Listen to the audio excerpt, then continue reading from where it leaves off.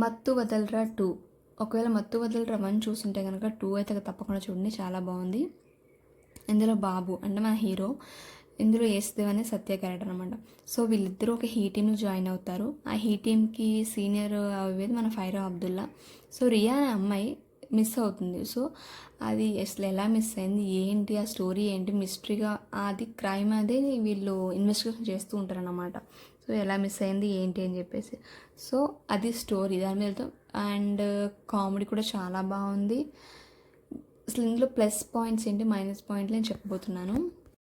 ఇందులో మన హీరో కన్నా సత్య గారి క్యారెక్టర్ ఇంకా స్ట్రాంగ్ అని చెప్పొచ్చు.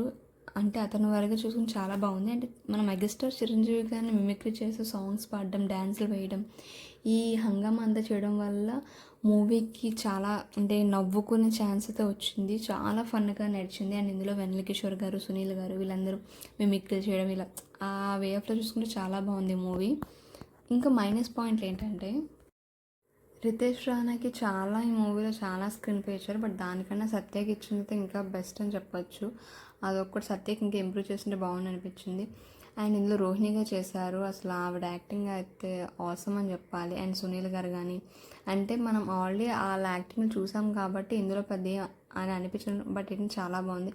అండ్ ఇందులో మన ఫైరా అబ్దుల్లా గారు ఓన్గా కంపోజ్ చేసి సాంగ్ ర్యాప్ చేశారు.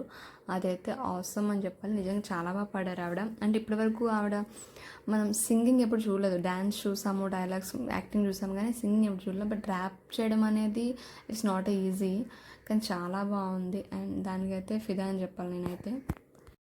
మూవీ అయితే చాలా బాగుంది. ఫుల్గా నవ్వుకోవచ్చు అంటే కనుక కంపల్సరీ మూవీకి వెళ్ళిపోండి.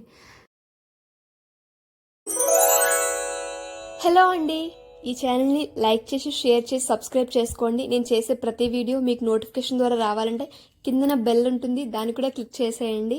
Thanks for watching.